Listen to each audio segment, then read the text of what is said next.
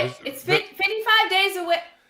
We are live. Good morning. We are 55 days away from Yankees opening day. Carlos Rodon, Hideki Matsui. We have nothing to talk about on the cold open, but we are here to have the conversation. What are your thoughts when facing an opponent? There is no opponent. And why is that? Because the word love does not exist. Good morning, Yankees universe, and welcome back to another episode of the Yankees Morning Brew. I'm your guy Hector. On this Thursday, January 29th, I'm joined by the compañeros. We got the lovely Grace Monroe, and I got my guy, the Ace Avenue. And all you Yankee fans, wake up and get your coffee. Grace and Ace, how y'all feeling this morning? Grace says she quit. I'm done with y'all. I have decided to unsubscribe from Uptown Sports TV. All right, because y'all really put me out on Front Street this morning. I can't. Ace, how are you? Happy birthday! I said yes. Happy belated birthday to Ace. Everybody throw the birthday cakes in the chat. I did say, hey y'all, I'm hitting the live button. Well, not just happy belated birthday to me. Happy belated birthday to lovely Grace Monroe because we did not have a show last time. Yes. So it's been a birthday week for us Aquariuses out here. And what do we get for our birthday present? Typical Cashman talk. So we're going to here to talk about it. Typical Cashman conversations, typical Aaron Boone chatter as well. Folks in the chat, if you guys can, we got a poll that's in the chat right now. And if you guys can help us out, like always, interact with the polls, hit that like button, hit that subscribe button. You guys have been tremendous over the past couple of days when it comes to the interaction, when it comes to the subscribers. We are growing here, Uptown Sports TV, Morning Brew Sports. Morning Brew Sports, Yankees Morning Brew. I'm putting the poll in the chat right now, and the poll is, how did Cody Bellinger, reacting to Cody Bellinger's press conference, what stood out the most? Drop your take. The first answer, confident and locked in from Cody. Calm and professional, or saying the right things. Folks in the chat, let us know. Interact with the poll and drop your comment in the comment section down below. Grace, since you weren't here this past Tuesday when me and Ace was having the conversation, I'll kick it over to you. Lead the convo before we say what's up to the chat. I did notice that while I was gone, you decided to talk about my baby, Jason Dominguez, without me here to defend myself, to defend my own or anything. And I did think that was sus. Okay? I just got to say. And I popped into the video for a little while. I watched some of the open panel. And I know who's on my side because I saw people in the chat saying, you're talking about Jason without Grace? And I was like, exactly. That was literally everybody. Everybody was like, I can't believe you guys are talking about Jason without Grace. Exactly. So, say it to my face. You know what I mean? But I'm not a rapper. I would say the conversation that we had when it came to Jason Dominguez, I think it was very constructive. We'll dive more into it, but that was my takes when it came to. I thought it was a very solid conversation. Ace, I appreciate you as well. Everybody that's in the chat, we got some mailbag questions we'll get to. Just to let everybody know, if you guys are watching this right now, after the show is live, go back into the comment section and put in the comment section any mailbag the next show. I got a couple that we'll get into later on. It's going to be big, but Ace, before I throw it over to you, let's shout out the chat. One of the best chats that's out there in the YouTube world. My guy, Jacob Petruzzi, is in the building. Salute, 3 capital S's. He says, shout out to the Uptown Sports Familiar. Just got a new job, so not going to be able to pop in as much. Jacob Petruzzi, you keep doing your thing, my guy. Get that money, my guy. Get that money, and congratulations on your new job. Our good friend Jonathan is in the building. Shout out to Jonathan. Tina's in the building, one of the best moderators that are out there. Theo Nosebleed section is in the building. Nosebleed, how are you doing? We got Michael Harvin in the building. 3rd place finish for my Yanks. I got Toronto and Baltimore ahead of them. Marvin, I'm going to just highlight that. We'll get back to that, but that's a great comment right there. Shout out to Michael Harvin, who is in the building. Stephen B. B or Stephen B is in the building. Shout out to my guy. Salute. John the Beagle Dad is here. My guy John. Sean Browning. Shout out to Sean Browning. Sean, I hope all is well with you and the familiar LI Yankee King. The biggest troll in the Yankee universe that we all love is our guy, LI Yankee King. David Cohen. No affiliation related to Steve Cohen, but shout out to my guy, David Cohen. 80 Snaps is in the building. My guy JT is here. NYCC Money, how are you doing? Marine Raider 7. I recognize that profile pic. The name is different because YouTube changed it up, but like, how you doing, Marine Raider 7? Salute. Of course, 161 El Delulu Yankee fan is in the building. Lord Junkies is in the building. That's a great drop. I appreciate you, Ace, for that. But the Cody Bellinger conversation, I got the video from Cody Bellinger. Ace, go ahead. Oh, I mean, Grace. I meant to say Grace. Grace, go ahead. That's okay. We're practically the same person. I wanted to say shout out real quick because Tina in the chat also had a birthday. While you were giving all the shout outs, I wanted to say Tina is also an Aquarius girl, and she had her birthday recently as well. So shout out to Tina as well. Shout out to Tina, our good friend Tina. Happy birthday to you. Yes, M. Perez is in the building. How you doing? Salute, Mikey Perez. And then I got my guy Evan from the Pinstripe Bugle is here. Salute. 3 capital S's. Before we dive into it, I want to ask you guys, because I have the video of Cody Bellinger giving his thoughts from yesterday. Do you guys want me to play that first before we get into the conversation? I hate or would you guys Cody Bellinger? Would you guys rather get into the conversation first and then play the video? What do you guys think? Let's play the video. His beautiful face. You want to see his beautiful face? Okay, I really do. Let me find Cody Bellinger's beautiful. No, that's Brian Cashman's ugly face. Oh damn! Where's Cody Bellinger at? Because I have Cody Bellinger. Hold on 1 second, because he said a couple of things that we will get into. I know the World Baseball Classic has a lot of people up in arms. Well, not up in arms, but you know how some people hate it, some people don't give a fuck about the World Baseball Classic. I love it. Grace has her USA baseball merch on right now. Shout out to the family who got Grace Monroe her merch. That's it. That's my birthday present. Right. Yep. W fam. Got it right here, Mr. Cody Bellinger. I'm going to speed it because of my ADHD. I need this to be a little bit faster, so I'm going to speed this up 1.25. When you're considering all this stuff, how big of a draw is Aaron Judge and the opportunity to keep playing with him and being his teammate and all that stuff? Special, man. Special. I mean, there's not enough positive words to say. I think, obviously we all know, what he does on the field is truly special, but just what he brings into the locker room, what he brings as a teammate, and, the confidence that he instills in everyone in that locker room, he's a huge part of the success of this organization. And ultimately, when you have an opportunity to play alongside, future Hall of Famer already. And, you want to go and you want to win that ring, right? You want to parade down New York City.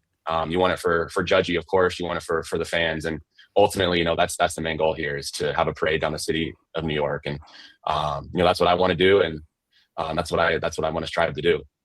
And did you speak to him at all during the process or no?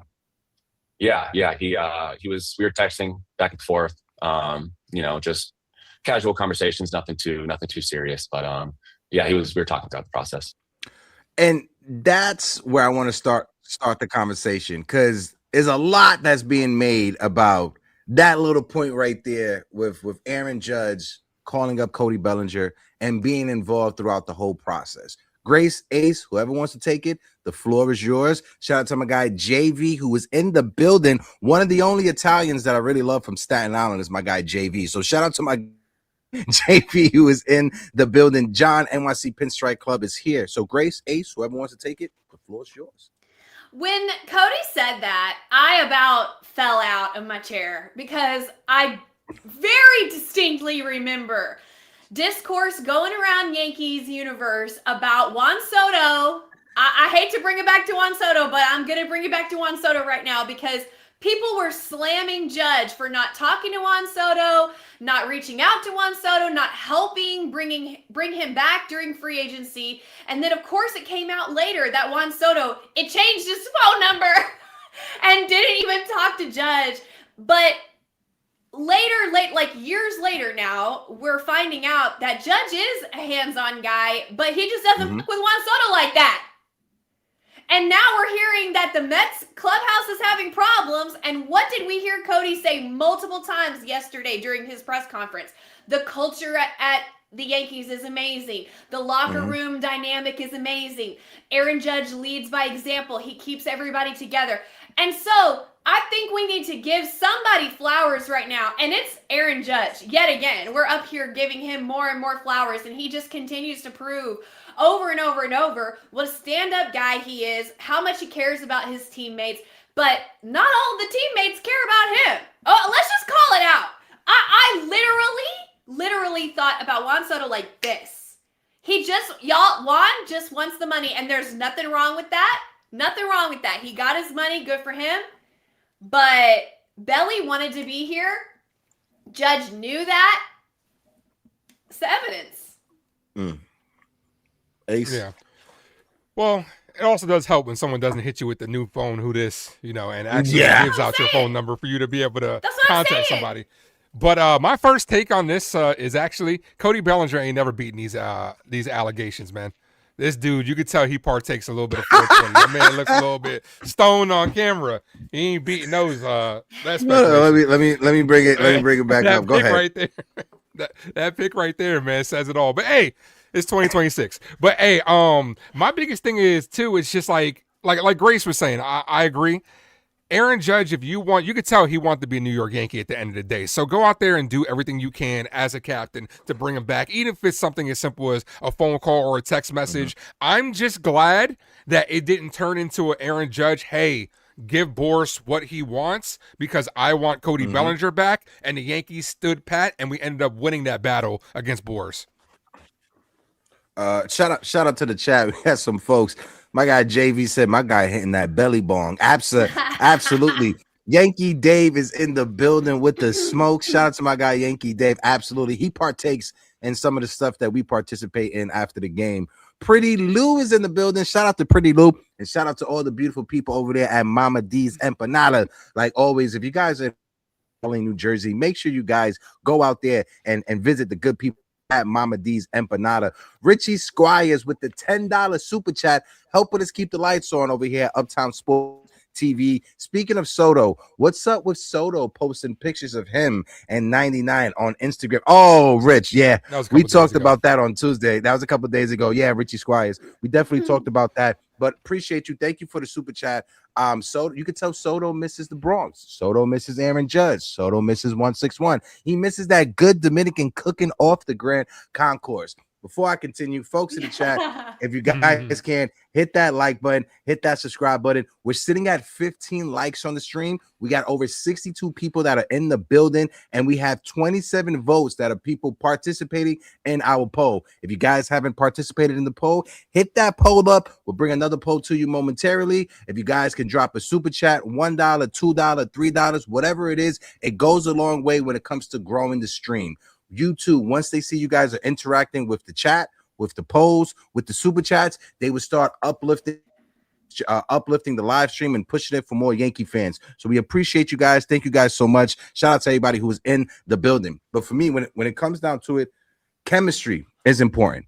We know how big chemistry is when it comes to 162 games.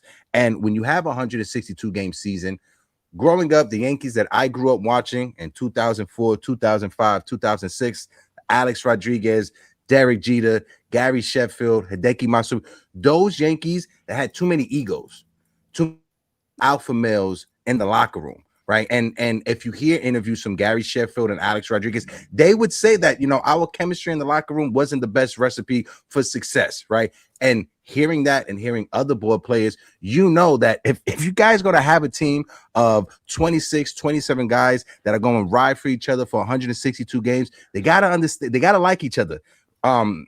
Both Ace and Grace, they both brought up the situation that happened in Queens with Pete Alonso and Brandon Nimmo and Jeff McNeil, and how they got traded away because the cancer in the locker room, the negative energy in the locker room was starting to was starting to leak into the field and fans started noticing it, right? So if you're going to have a squad, you're going to need guys that like each other. The whole Juan Soto situation, I'm not sure how true that is. I just got to go off of what Aaron Judge and Juan Soto are saying at the time, and whatever. But said, I'm just happy that Aaron Judge didn't call Hal Steinbrenner and say, just give him whatever you want. Make it happen. We got Cody Bellinger back on our terms. We didn't outbid ourselves. We didn't shoot ourselves in the foot, giving him a 7-year deal or 8-year deal, something that Scott Boras was wanting.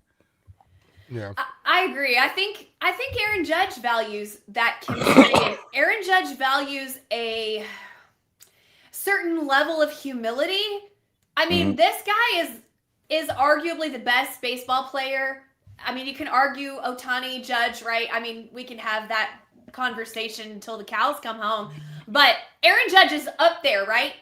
And he has never once patted himself on the back, done a dunk on anyone, done a lap around anyone. All he does is give praise, accolades to his teammates, to his supporting staff, to the other team, to the opponent, everybody. And I just, it's my personal opinion after the evidence has been presented to me that although Juan Soto idolizes, loves Aaron Judge, and Aaron Judge is giving that kind of prom king, class president energy where he's nice to everybody and he makes everybody feel like, oh, we're good buddies.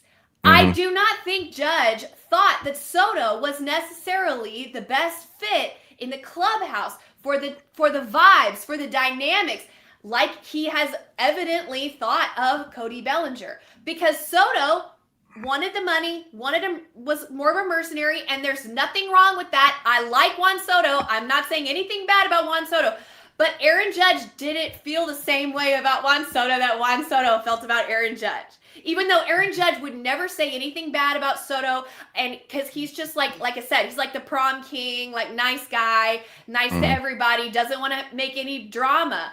But he went out of his way to text Cody Bellinger in the offseason. And didn't do that with Juan Soto. Why? We don't know. We weren't there. I don't know Aaron Judge. I don't know Juan Soto. I don't know any of these guys. But maybe Aaron Judge knew that Juan Soto was just going to go to the money, and that's cool. But Cody Bellinger, he had a chance to bring him back because he wanted to be there and because he was such a great fit for the team, the squad, and everything. yeah. Cody Bellinger said it perfectly. When you have an opportunity to play alongside a future Hall of Famer like Aaron Judge, how can you say no to that? Go ahead. It's my fault, brother. I think there are different types of leaderships, right? There are different types of leadership roles as well. Aaron Judge is a lead by example type guy. And granted, take this with a grain of salt, because we don't know what goes on behind, closed doors when the cameras aren't on. We struggled throughout the course of the year with, Aaron Judge needs to be more vocal or yada, yada, yada. But we don't know if he's actually talking to guys like, hey, it's a lot of speculation on our part because we just don't know. But here's what I'm saying, back to what Hector was saying about those 90s teams where you had a lot of different personalities. When you have a lot of different personalities like that, you need somebody like an Aaron Judge or a good manager that is a leader of men that could kind of put, right the ship, put everybody in the right direction. But you also need glue guys as well. And when it comes to the Yankees, you need guys like Oswaldo Cabrera, because we've seen that Cabrera was a guy that a lot of Yankee fans loved. When he went down on that injury, you saw it and you felt it on the field. And when it comes to, I hate to bring up the Mets, but we know with the Mets clubhouse problems, it's like with Jose Iglesias. When Jose Iglesias left, they had a lot of vibes in 2024. Oh my God, that was one of the biggest things. That's all people were talking about. And then when he leaves, and then you bring in a guy like Juan Soto, who is now making all this money, and then meanwhile you don't want to pay your homegrown guy, that affects the clubhouse. You think people don't look at that and say, okay, 100%. And you think that doesn't add pressure onto a Juan Soto, because we saw him struggle initially. Year 2, it might be a little bit different, but that matters. Aaron Judge, when he was with Juan Soto, was humble enough that he was willing to, if Soto signed long term was they did it. Their handshakes was he was passing them the crown. Aaron Judge was willing to be like, if Soto comes in and if he makes more money than me, as long as it helps the team, this guy could be my predecessor when he's gone because he's that humble of a superstar. He gave him right field. Exactly. And not to beat a dead horse, but when you look at the Pete Alonso situation, and Ace, you hit it right on the head. If you're Pete Alonso and you see the New York Mets roll out the red carpet to give Juan Soto an historic contract, but you're nickel and diming me. I'm your franchise leader in home runs. I came up through your system. I'm the guy that when you guys went missed the world. I mean, when you guys went to the World Series with Yoenis Cespedes, I was the hope for Met fans because I was a young, promising prospect. That's what Pete Alonso was, and the New York Mets, they just tossed him to the side. So if you're Pete Alonso, you definitely feel some type of way. If you're Brandon Nimmo, you definitely feel some type of way because even with Brandon Nimmo, they signed him to that massive contract. That they re-signed him, and then all of a sudden there was trade rumors around Brandon Nimmo and Jeff McNeil after Juan Soto got to Queens. So yeah, 100%. There's a super and Lindor as well. Well, because and then when you have little comments like when the media gets at you, when you hear Juan Soto, who did Juan Soto say last year was a captain, should have been the captain of the team? Oh, was it Marte? Oh, he said it was Starling Marte. It was Starling Marte. Yeah, but then if you're the captain of the team, but then if you're Lindor and you're Alonso, you're looking like, oh, fuck us then, huh? You know what I'm saying? Like, it's tough, and that adds to the turmoil. Not last season, right? The season before. So last season. So the ending of 2024, the ending of that season when it was the OMG Mets, everything that was told to the Latino media was that in 2025, Francisco Lindor will be named the captain of the New York Mets. That was what was hinted towards us at the end of 2024. We went through the entire 2025 season with that topic not coming up. But that was the whole topic in 2024 with Francisco Lindor being named or should be named as the team captain. I look at Francisco Lindor. Francisco Lindor is the captain of the New York Mets. I don't care what anybody said. You could love Pete Alonso, Brandon, them, whatever it is. I feel now that those guys are gone, I think that the New York Mets will name Francisco Lindor the captain this year. The reason why they didn't do it last year was the drama that was inside the locker room. Every time that I was at Citi Field, and I kid you not, when I was in the back corridors by the locker room, when the clubhouse, you always saw it was factions. It was Pete Alonso, Jeff McNeil, Brandon Nimmo always hanging out together with like one or two of the relievers. And then it was all the Latino players always hanging out together. Chemistry in the locker room, it goes a long way, especially when it's 162 games. At the end of the day, these are human beings. Yeah. Yep. Yeah. I don't know that much about the Mets. I'm just like learning. I just want to add one more thing. I will add one more thing. Something else that Cody Bellinger said. He felt at home last year. Absolutely. When you look at Cody Bellinger's stats from last year, his splits, he was a 900 plus OPS hitter in Yankee Stadium. On the road, he was 700 plus.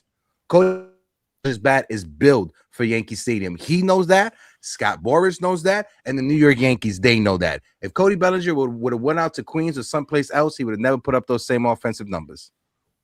I mean, the pressure is off of him in a certain way, right? He's not the big bat anymore. He doesn't have to hit the home runs or whatever like he has had that pressure on him in the past.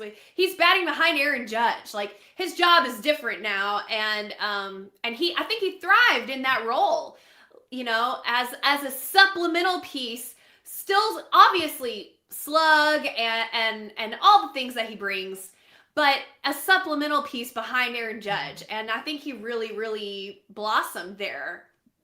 Again, super humble guy. Doesn't care where he plays. Left field, center field, first base, you know, wherever. He fits in so well. Yeah. I just want to say real quick, we got over 90 people that are in the building rocking out with us. If you guys can, hit that like button, hit that subscribe button. On YouTube, we got over 47 people in the chat on YouTube, and we're sitting at 23 likes. Let's try to hit those likes and try to get it to as close as 50 likes as possible. I'm having some technical difficulties. I'm going to refresh. Grace and Ace is going to hold it down. I'll be right back, y'all. let's go ahead and shout out the chat while Heck comes back. Shout out to Uncle Ted. Appreciate you for popping in. No locker room chemistry match. Yeah, that's what it is. It comes down to that. Mark, thanks for popping in as well. Appreciate you. Jonathan is in the building. We appreciate you. Sean, what's going on? All right, LI Yankee King. Got to get to this because, gracious enough to go ahead and donate the $4.99. Appreciate that. He thinks he's the only Yankee fan qualified to talk to Cashman because he would give him a reality check about this roster. Well, I guess we'll never know. So I guess we'll have to wait. I guess we'll never know. Heck, get them the behind the stage passes. Shout out to Eddie Snaps and everybody in the building. Pretty Lou, you guys are amazing. Yankee Dave. We're gonna go ahead and continue the conversation. Make sure you guys get the poll numbers up. We appreciate you. Yes, I'm about to end the poll just to let everybody know when it comes to that poll. This poll has been the closest poll that we have put out so far. Everything else has been very lopsided. So when it comes to Cody Bellinger and how he sounds in his first press conference back as a New York Yankee, we got 32% of you guys saying that he sounds confident and locked in. We got another 32% of you guys saying he's just saying all the right things. 35% of you guys led the way with calm and professional. Shout out to everybody who participated in the poll. We're going to switch it up right now since we're going to talk about Cody Bellinger and his World Baseball Classic comments. That will be the poll. So Grace and Ace, lead us in the conversation while I'll put up this poll. I do think that Belly was trying not to tip his hands too much that he wanted to come back to the Yankees. Right? I think there were several moments in the press conference where you could tell he was trying to not say exactly what he was thinking or exactly the conversations that he had with Boone. Mentioned several times that he was constantly on the phone with Scott, calling him and worried about this, worried about that, but he never went like fully into all the details. And I think we can kind of read between the lines there that he was told not to say exactly what went down. But I think the overall tone, I agree with the chat. I agree with the chat. He was trying to say the right thing. He was calm, professional, and also trying not to give away the whole whatever. I don't know the saying, but not to give it all away. Yeah, I think he was saying the right things because at the end of the day, like what Grace was saying, to piggyback off that, it's a negotiation tactic. You don't want to really show your hand at the end of the day. You don't want to be like, okay, I want to come back here because then the Yankees are going to be like, oh, we're not going to budge, which they didn't budge anyway. We all knew this was kind of like a foregone conclusion that this was going to happen. Were there a couple of bumps here and there where the negotiations were further apart than, what we thought it was? Sure. But a lot of us were confident that this was going to get done because we said it all year and all offseason. This should be a priority. It just makes sense for both parties. So I'm glad they ultimately got it done. Now, when it comes down to Cody Bellinger and his comments on playing for the World Baseball Classic, I think he said the right things when it comes to that as well. What he said was he wants to focus. He owes it to Hal Steinbrenner and the Yankees to focus on the New York Yankees. That's what you're supposed to say. Great. Especially considering, like, we know with Boris clients, you just signed. We don't know how good a shape you're currently in. Do you really want him going out there and playing in WBC, potentially getting hurt, especially considering he started off with back problems in the beginning of the year last year? I don't want that. I want this team as healthy as possible, and that includes Aaron Judge. I'm glad Aaron Judge is Captain America. He looks damn good on that MLB The Show cover and wearing USA, but I want him bubble wrapped. I want to go into this season as healthy as possible. The WBC is great. We're going to have a good time calling it, but I want our guys to be there day one, opening day. So I just put the new poll that is in the chat right now. Guys, please interact with it. We had 35 people interact with the last one, and we got over 50 people here rocking out on YouTube. So the poll is, how do you feel about Cody Bellinger's World Baseball Classic comments? Do you love it? Are you not a fan of the WBC? Are you neutral? Or are you upset? So let us know. Put your participate in the poll and put it in the comment section down below. Let us know how you feel. Grace, how do you feel that Cody Bellinger won't be playing for Team USA now that you're rocking a USA baseball sweater? I think it makes sense. He's been focused on his free agency. He hasn't been focused on USA baseball. Like Aaron Judge has probably been starting his USA baseball workouts a month ago. You know what I mean? Like, so I get it. He was focused on his family, focused on his future, all that stuff. So, but I will say, as in regard to what Ace just said about putting Aaron Judge in bubble wrap, I used to feel that way too. But now I'm like, I want to see Aaron Judge win something, the whole thing, the ring, the cup, the belt, whatever you want to call it. I want to see Aaron Judge at the top of the world, and if that has to be on the WBC and not the World Series, I don't really care anymore. I have got to see Aaron Judge at the top, and this is what I want from Team USA, because we're stacked. We have the pitching, we have everything in place, and let's go win. Let's show the whole world exactly whose pastime baseball is, and have Aaron Judge at the top of the pyramid holding up whatever it is that they hold up at the end. The ring, I don't even know. But the championship. I need Aaron Judge to win a championship. And of course I want it to be with the Yankees. I want it to be a World Series, of course. But God, I'm impatient. So I want Grace is like, I want now. something. I want some. I'm leaving here with something. What is that, like that meme? I'm leaving here with something. I'm telling you guys right now, and mentally prepare yourself. Mentally prepare yourself. Got Jason 161 River Ave. Appreciate you being in the building. I love that comment. But with the World Baseball Classic, I'm going to be in PR. I'm going to be in Miami. I'm covering all 3 rounds, the first round, second round, and third round. Folks in the chat, all the super chats that you guys donate, it is going to help when it comes to paying for my trip to Miami World Baseball Classic. So if you could donate $1, $2, $3, it goes a long way to buying me some food. But my thing is mentally, Grace, I want you to prepare, because during that time, I'm dyeing my face. You're what? I'm dyeing my face. You're dyeing your face? Yes, because Team PR, when the World Baseball Classic, as a team, they dye, as a collectively, they dye their hair one color. Facial hair. So last time it was blonde. Before it was gray, like silver. So whatever color the team does, that's what I'm going to do. So I'm telling you right now, mentally prepare yourself. So you may see red, blue, or blonde, or gray on my face. Oh, your beard. Oh, yeah, because I don't have no hair, Grace. Oh, I I thought have you were no talking hair. about your painting your skin. I'm like, Oh, You going eyebrows too? Face, bro. I don't know. Okay, cool. I'm down for that. I don't know if I'm doing the eyebrows. I'm not sure if I'm doing the eyebrows. That may be a little bit too much for me, because this is the thing. If I do my eyebrows and I fuck up and I have to shave my eyebrows, they ain't gonna grow back, and I'm gonna look wild. I'm out here looking like Uncle Fester. You got to put the hat down like this. You got to put the hat I'm down. I'm out here looking like Uncle Fester from the Addams Family. I'm not trying to do that. I'm ready. Wow. Sean Browning. Sean Browning says red. Who are you yelling for, Ace? I'm yelling for good baseball at the end of the For day. who? Good baseball. That's all I want to see. I'm just happy to have baseball back. It doesn't move me one way or another. Like Team Puerto Rico, great. I'm Puerto Rican and black. I love rooting for Team Puerto Rico, Team USA. I'm excited to see the players that are on Japan, because some of these guys could be coming over here. I do think Team DR is pretty stacked. Ultimately, I think it's going to come down to Team DR and Japan, because those two teams are pretty stacked.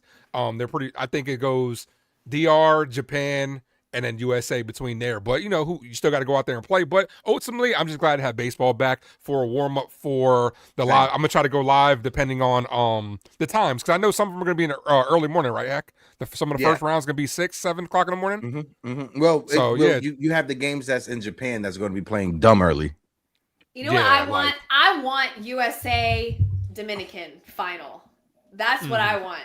That would be. You want to see Judge versus Soto? That would be so dope. That's all. You want to see Judge versus Soto. You're being selfish, Grace. That's Grace what that is. She's very petty. I am not. Very petty. LA Yankee King. This is a good one. He says, in Cody Bellinger defense, where does he play on Team USA? That's fair. I think he'd probably come off the bench. Maybe do a little first base to get him warmed up. But he's not playing. So one thing that I saw that kind of got me upset, that somebody was talking about the World Baseball Classic. I'm trying to see if I can find the video so I can play it. But somebody that was upset that Nolan Arenado is playing for Team Puerto Rico and saying that we lost the plot. Because he was like, you got players that are not even from those countries that are participated in it. And I'm like, I'm sorry, Nolan Arenado is half Puerto Rican.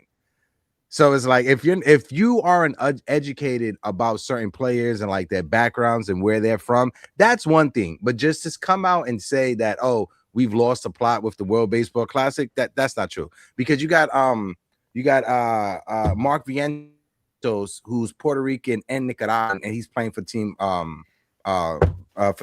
Nicaragua. You have there was one person that he couldn't play for a team. I forgot why. But yeah, it was a bunch of BS to me.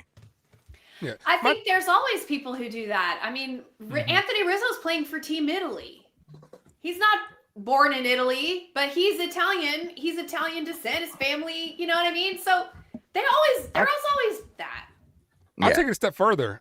Even if you live there, I don't care. Go play for them. Like if you lived a year in Puerto Rico, if you lived a year in Italy, if you lived a year in Japan, you spent time over there. You spent time learning the culture. You deserve to play for them if you want to play there. Mm-hmm. There's people, yeah. Anyway, whatever. But yeah, I'm excited. I'm excited for that. But hey, if y'all are ready for me to change the subject, go ahead, Grace. I'm ready to bring up a little something that I worked on right before the show today. Are we going to the hot corner? We going to the hot corner? Ace, you got any music for the hot corner? Do I? Oh, I thought we had a graphic for that. Oh, damn, my fault. That's on me. I apologize. No. This is not the hot corner. This is a call and response. So y'all know what that means? Uh-oh. Thank you. Sorry, I hit a button by accident. Sorry. That's on me. Go ahead, Grace. I want y'all to tell me, okay, this is in regards to everybody bitching and moaning that Brian Cashman hasn't done anything and we're running it back, same team, blah, blah, blah. Okay, ready? You was hanging out with Joe Sermon, I see, Grace. You hanging out with Joe Sermon telling fans me to and shut the fuck Joel, up. we share more than just COVID. We share more than just germs, okay? Oh God, that's in case y'all don't know, what I'm referring to is the year that Hector and I went to the winter meetings and I got sick and Joel Sherman also got sick. And so I told everyone that I caught what I had from Joel Sherman. Okay. Caught COVID from Joel Sherman. Yeah. Now you're all caught up. Okay. So this is what I think I've figured out. I think I have figured out what Brian Cashman is doing. And I shall now present to you the plan and why it is actually a good plan. Yes, I went there. I said it. Okay. I just need y'all to answer to me real quick. Yes or no? Yes or no? I'm going to read you the lineup from opening day 2025. And you're going to tell me yes or no if it's the same or if it's different. Okay? Number 1. Austin Wells at catcher. Same. Okay, yes, same. Let off with a home run. Aaron Judge in right field. Same. Great. Okay. Now, Cody Bellinger in center field. Different. And Paul Goldschmidt at first base. Different. Jazz Chisholm Jr. at second base. Same. Oh wait, yeah, that's right. Because DJ was injured at the beginning.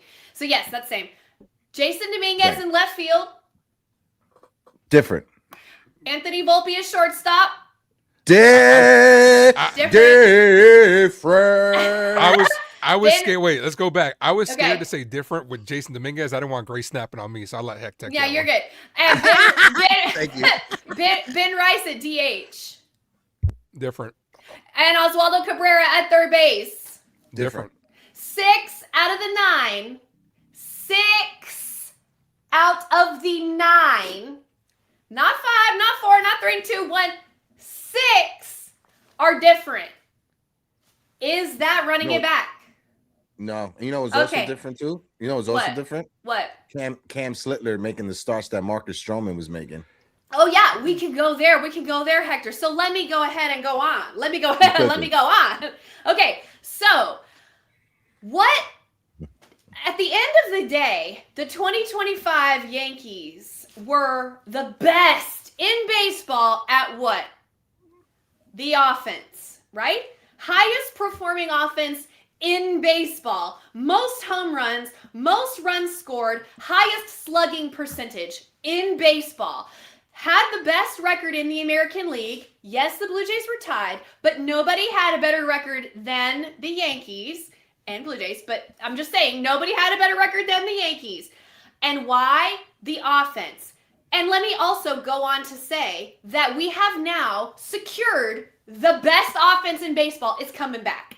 The best offense in baseball is coming back. We got Cody Bellinger back. We got Trent Grisham back. We have Aaron Judge coming back. We have Ben Rice coming back. All these, we're going to run back that offensive power, slot them in a little bit different scenario, but we have secured bringing that back. Now, why didn't we go far in the postseason? Pitching, right? Pitching. But specifically, why didn't we win the division and go far in the postseason? Bullpen. And let me present to you the facts. Go ahead, Heck. I was gonna say Devin Williams for 500. Exactly. Thank you. Devin Williams for 500. Who is Devin Williams?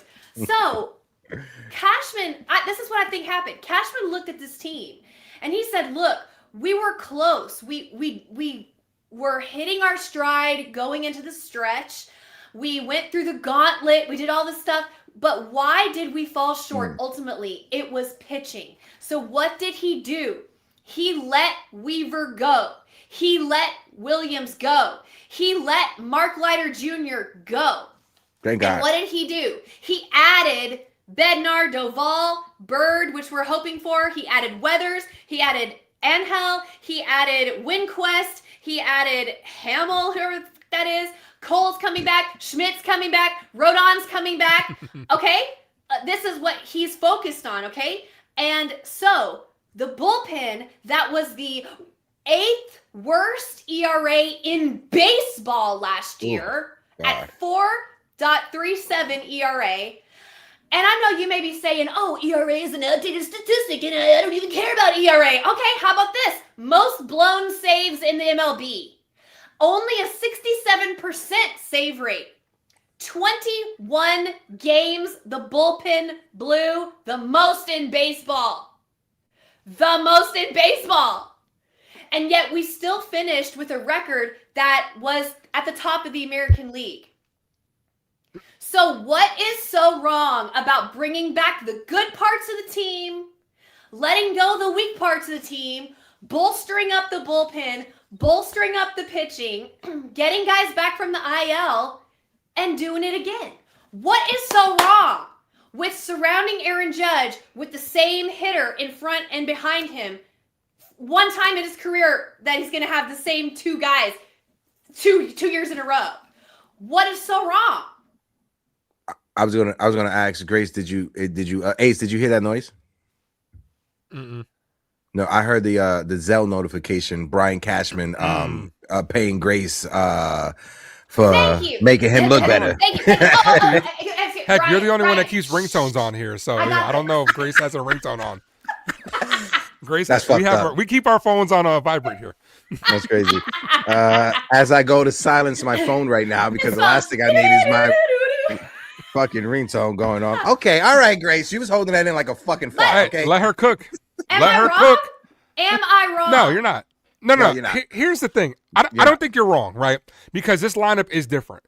You're also not throwing out there. Look, okay, let's go over the lineup, right? Yeah. Okay, go ahead. Austin Wells. Yeah. We need him to take that next step. It's as simple as that, right? Yes. 100%. Ben Rice needs a full shot at first base, which he is going to get that this year. He needs to hit lefties better, though. But you also have Cody Bellinger that could platoon at first base because Cody Bellinger plays lefty, and that can open up some outfield spots for our outfield like Jason Dominguez, etc. Jazz Chisholm. Hopefully we get a full year from him. Jazz is a player that does have a lot of injury prone, but still put up 30-30 last year. Volpe had a terrible year. Putrid. Terrible. Jose Caballero by default should be better, and some of Brian Cashman's comments that I would like to talk about a little bit tongue-tied a little bit later when it comes to Volpe. Maybe his job is not so secure as we think it is. Third base, Ryan McMahon, defensively great. Offensively, he did play well in the postseason for us, though. I think he was our second best hitter in the postseason. Did have a couple of big hits. Should be way better than Peraza. Should fall backwards, way better than Peraza. Multiple things can be true. This team can be running it back, but that doesn't necessarily mean it's a bad thing. Because if you think about it like this, was this the sexiest offseason? No, it absolutely was not. We did not bring in anybody new from this team. But last trade deadline, if you look at that like offseason for this year, because unlike what most teams do, Right. where you go out there and you get yourself a rental player, a guy that's a 1 year, and then you got to figure it out again in the offseason. Brian Cashman made the moves of Bednard, Ryan McMahon, McMahon. Ahmed Rosario, who actually came back, Yes. Camilo Duvall, Jake Bird, who's a project piece. What he did was he got multiple years from these people. So therefore, we are running it back, but we're not running it back from last season at opening day, I should say. We're running it back from the trade deadline. But at the same time, too, I see Yankee fans' frustrations. I see Yankee fans' frustrations because they want the sexy move at the end of the day. It's like with football, right? The right moves are going to get yourself offensive line. Go solidify the lines, but everybody wants receivers or tight ends because they're the flashy picks. That's what this offseason was missing. But you go in to get yourself Cody Bellinger, keeps that continuity in this locker room. It's addition by subtraction with no Luke Weaver, who also blew a lot of games and played like shit for us later in the season. Devin Williams as well. I'm not gonna lie, I will miss the Devin Williams when there's trouble called DW drop. I will miss that. But besides that, that's the best he did for the team. But I mean, it doesn't necessarily mean that this team is worse. And then if you look at a team like Toronto, right? Toronto is so up and down. Like we had one comment earlier that Michael was saying third place finish for the Yankees got Toronto and Baltimore. I don't know that. I'm starting to think we're the best team in the AL because Toronto, the year before, finished last place.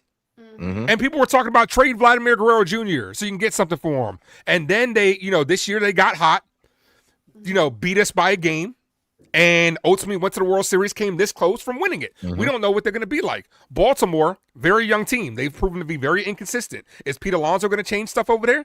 I don't know. He didn't change life for the Mets, and they had a way better team than that. Boston's still a team that's pretty feisty to me. I still think their young players, when given a shot, they do give us fits, and Alex Cora does give us a problem. In Tampa Bay, they're still renting out our place, so we own them. And they got to pay rent to us. But just because this team is running it back, I don't think it's rent-free. Well, they're paying. Yeah, literally. Exactly.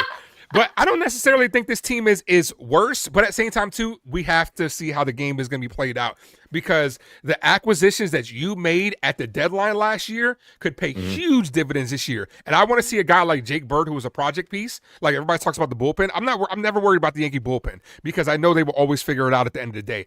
A guy like Jake Bird, who you brought in to be a project piece. He came up, struggled initially, got sent down. Maybe he works on some things. We don't know. I think Camilo Duvall is going to get back to the back of his baseball card and have a good year. And David Bednar's a fucking dog. So I have faith in this bullpen. We're going to have our starters go longer. That's what we're going to have to do. But you guys like Ryan Yarbrough and like Ryan Weathers, like Grace was saying, to eat up some innings. And then you got the reinforcements coming back. So I do think this team is capable of being better than last year, but we will have to wait and see how it plays out. I'm going to point to when you compare this team going into 2026 to the team from 2025, Grace hit a stat that I think is the biggest stat and shows the biggest issue with the New York Yankees from last year, and that was our bullpen. We had the 8th worst ERA. When it came to inherited runner scoring, I think they was even worse. I think the Yankees led the entire Major League Baseball, allowing inherited runners to score when the bullpen arms came in to relieve somebody else. So if this Yankee team from last year in 2025, if we had our typical Yankees bullpen from years prior, or the bullpen from the year before, that 94 win team that people was poo-pooing on, that Brian Cashman didn't improve, that 94 win team comes close to 100 games. Just think about it.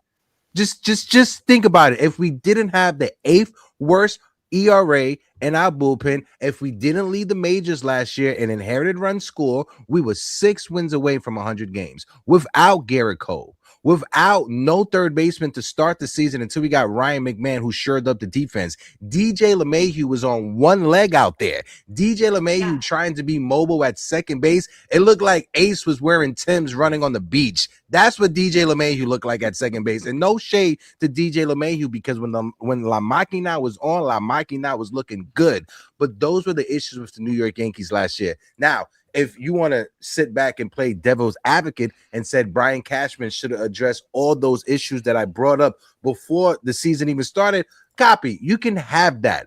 But that's another conversation for another day. We're looking at the team going into this season and saying that we're running it back. It's not the same team. I'm sorry. Ain't no Pablo Reyes on this team. Sorry, Pablo. Ain't no Mark Leiter Jr. Ain't no Marcus Stroman on this team. I'm sorry. No shade to any of those folks, but this is a different team. Starting the season with Jose Caballero on our bench, starting the season with Ahmed Rosario in spring training, it's going to be a way different season this year. I think the bullpen struggled with their identity almost all year long, and that bleeds into the entire team. When you don't know who's coming in to relieve you, who's going to close this game, who can we turn to when shit hits the fan, who can we rely on? It was a huge question mark all year long. We thought Devin Williams was going to come in and be that lockdown closer. It just didn't happen. He took time to acclimate and warm up to the Bronx. And then, of course, he did make major contributions to the team. I'm not saying anything bad about Devin Williams, but it wasn't what we originally envisioned. It was, a lot of the season was, well, we don't have any left-handed. Okay, well, let's get this guy. Okay, now he's injured. Who's going to be our closer? Okay, he blew it again. Who's going to close now? Who's going to be the setup guy? The bullpen has an identity now. We know who our closer is. We know who the setup guy is. We know who we're going to in long relief. That, in and of itself, is a huge leg up on what we had last year. And it goes to the starting pitcher's mindset, as well as the infield, as well as everybody on the team, when they just have that confidence in their staff that, hey, we put up 4 runs, we got a lead going into the 7th, going into the 8th, we're going to shut this down. It changes everything. And that's what we're going to have this season, starting on day 1, that we didn't have last year. And of course, we have things that we're waiting to see. Where's Will Warren going to fit in? Where's Ryan Yarbrough going to fit in? You know, we don't know everything. But I think that they know everything. We don't, but they do. And so I have high hopes, and I also have high hopes about something else. I'm about to give y'all a hot take. I'm about to give y'all a super hot take that nobody is agreeing with me on. Go ahead. Let me turn the page. I believe, I can't believe I'm going to say this. I believe in the Volpe-assance. Oh, I'm going The what? there. I don't know. I tried. Volpe? Did you say Volpe? The Volpe-assance. The The Volpe-assance. I tried to make a pun, y'all. Give me a break. And guys, that's it. This is your guy. You're here this is your guy with Rashawn McCann's All in Smoke podcast. Ace just left. No. Let me tell y'all a conspiracy theory, a tinfoil hat. I don't have my tinfoil hat anymore, but the Volpe Renaissance, it is possible. And let me tell you why. When did Anthony Volpe look his very best that we ever saw him look? when he got rest. When he got rest. When he wasn't thrust to be the shortstop every day. When he wasn't forced to be the shortstop every day. Hector, you're wrong for that. I would argue that the best that Anthony Boone ever looked in pinstripes was the spring training when he was competing with Oswald Peraza. Right? His rookie year. Yeah, his rookie year. He looked so good. We all thought Peraza was going to get that job. Volpe showed up to spring training and was like, not on my watch. Gah. And he lit the world on fire, and he took the shortstop job away from Peraza. We were all shocked and he got the job, right? Then, of course, it began to go down from there, okay? Well, I'm not going to gloss over the stats and the facts here, but I will say that when he's in competition with somebody else for his job, he looks great. When he has had rest, he looks great. When he doesn't have the pressure of playing every day, he looks great. Now, what is about to happen to Mr. Anthony Volpe? All three of these things are about to happen to him. And not only that, he's about to have a short stint in the minor leagues again. It is going to be a rehab assignment. However, he performed well there before, and it could give him a rebirth of sorts, similar to what Jazz Chisholm experienced last year when he went down on a rehab assignment. He found a certain spark again. He was told to give 70%, not to try so hard. And what happened? Jazz came back up and he hit 30-30, right? So, in the same way, why can't Anthony Volpe have a rebirth? Why can't we witness the Volpe-assance?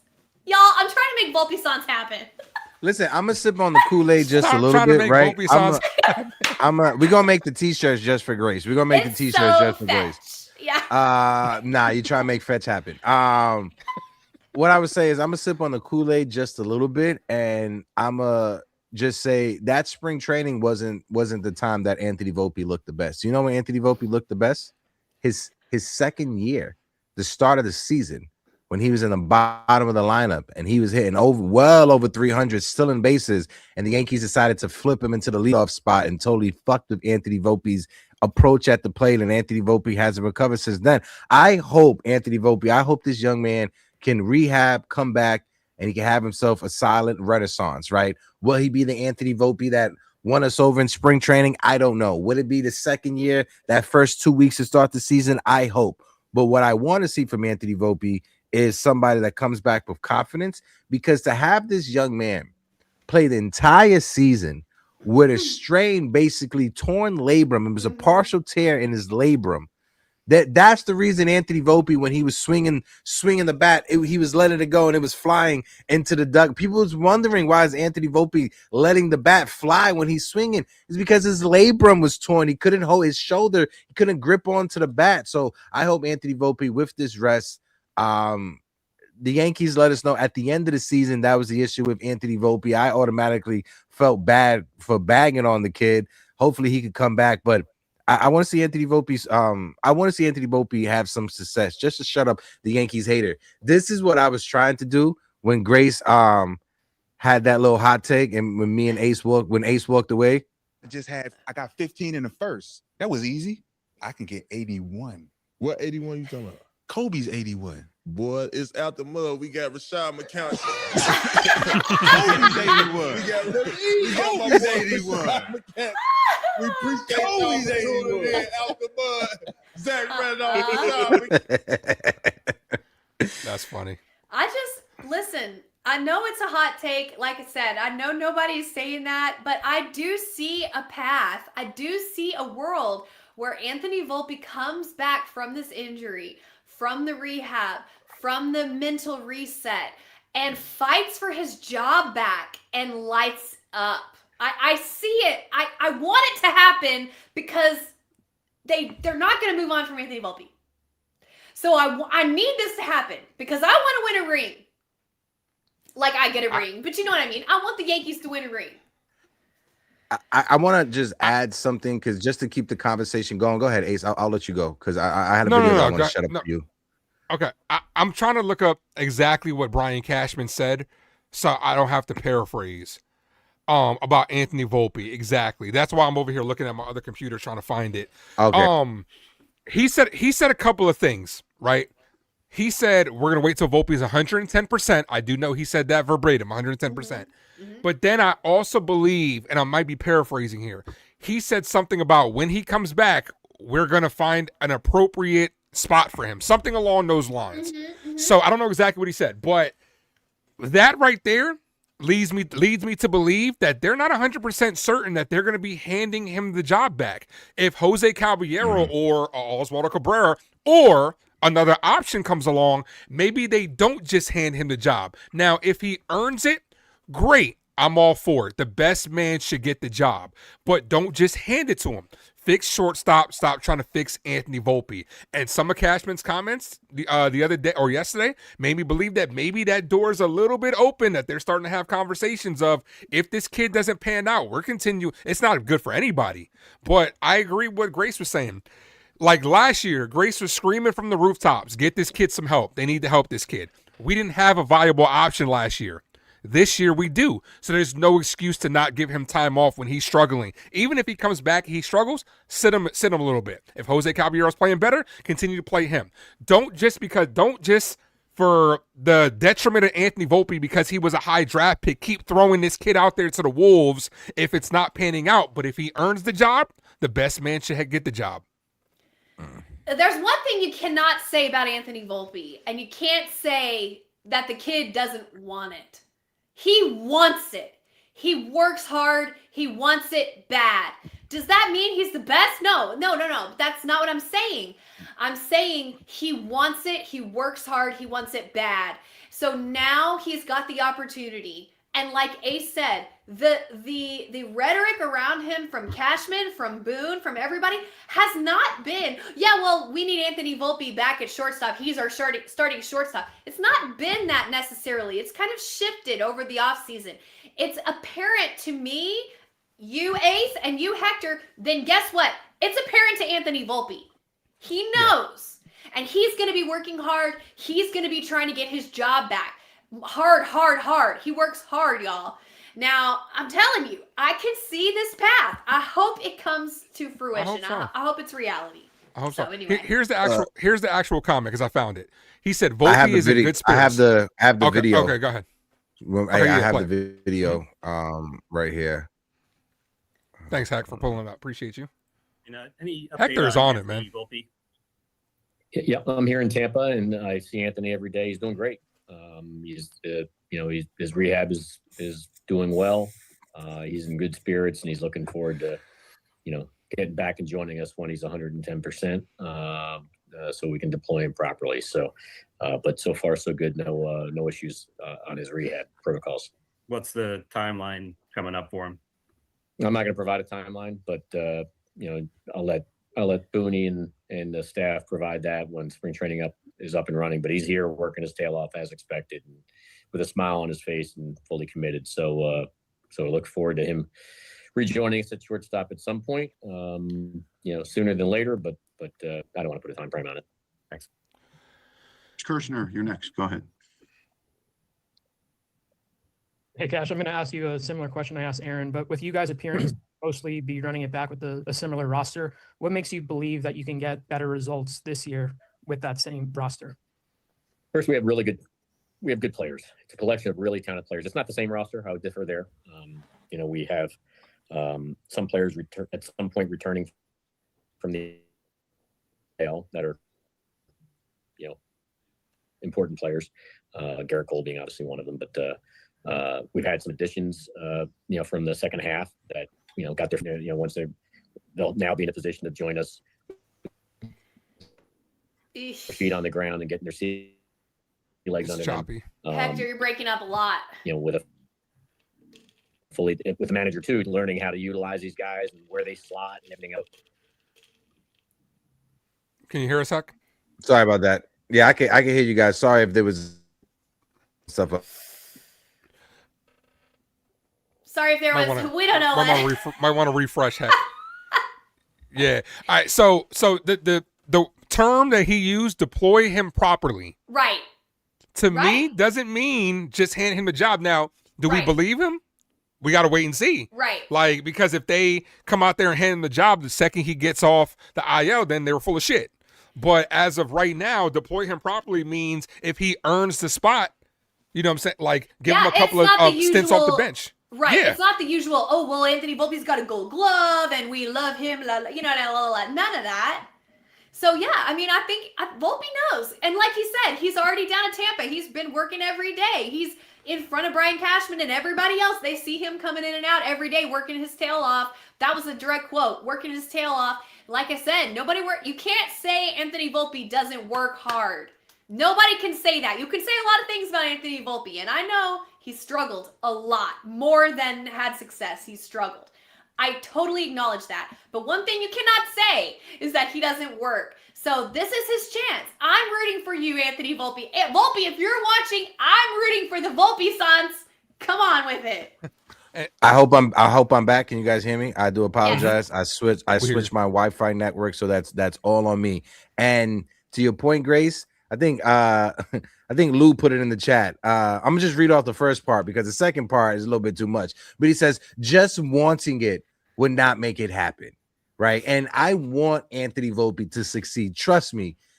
And I like to believe he wants it. I know he wants it, Grace, and I want it too because you see this rosemary. I have this rosemary roll-on that I've been putting on my head for the past year because I want my hair to come back, and it's not gonna happen. You're right, Hector. Just because you tried hard doesn't mean that you're gonna succeed or that you're. But I'm gonna keep on rolling this on.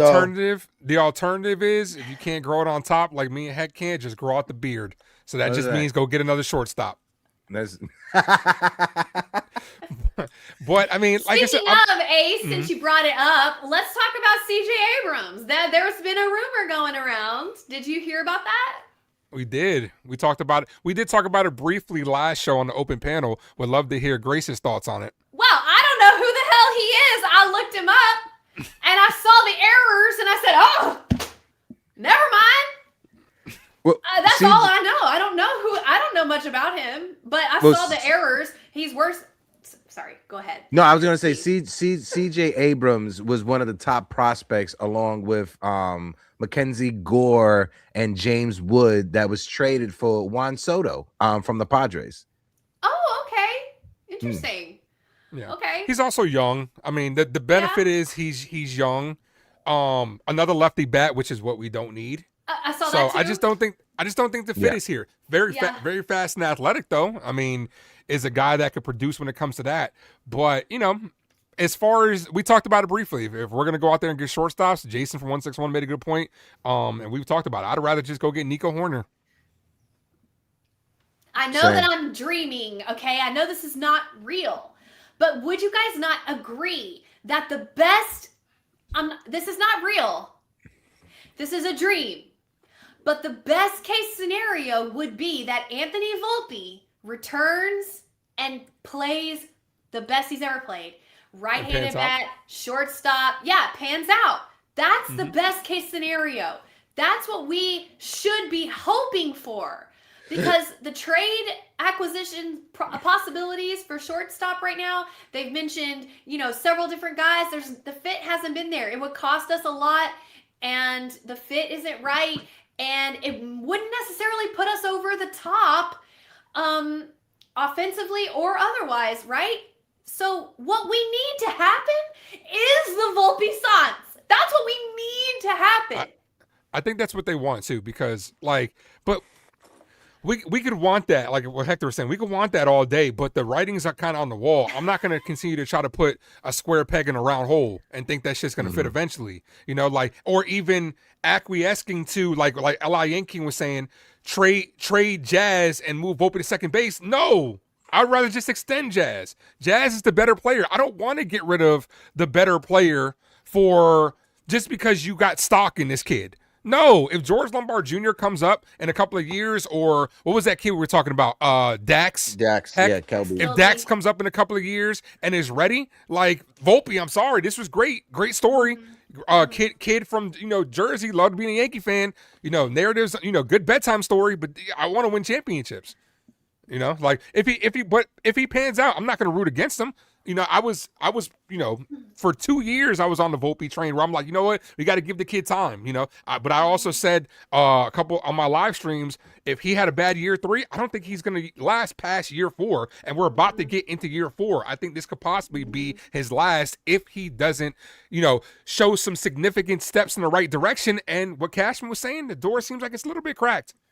When it comes to Dax Kelby, his stats last year, after being drafted, mind you, at 18 out of high school for low A for the Tampa Bay Tarpons, 18 games, 81 plate appearances. He had a 353 batting average, a 457 on base percentage. He slugged 451. He had 0 home runs, but he did have 16 stolen bases. He was only caught once. The most impressive stat for me in that entire slash line, he has more walks than strikeouts. He has 13 walks to 11 strikeouts. So it goes to tell you at 18 years old, he could command the strike zone at a nice rate. But at the same time, he 18. What does that mean for Aaron Judge? Not a damn thing. Because in 5 years, I'm going to say hypothetically, in 5 years, Dax Kelby gets called up to the major leagues. Aaron Judge is going on his retirement tour. Oh, God, that hurt me. That hurt me. I mean, unless the Yankees decide they want to do what some of these other organizations were doing and bring him up in 1920. Like, we're the only organization that holds on to our prospects late. Aaron Judge came up late. Spencer Jones is sitting there, like, about to hit AARP, like, down there in the minor leagues. Like, it really is, man. But you see, and it's frustrating because,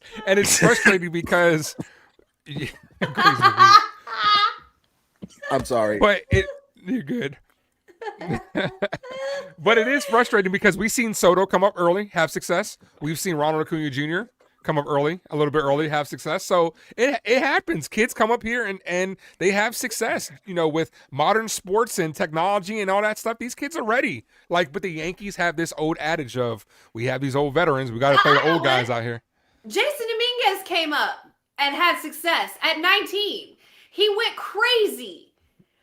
I mean, home run, stolen base, yes, and he got hurt. He had to have Tommy John. But before that, he came up, he was switch hitting with no problem.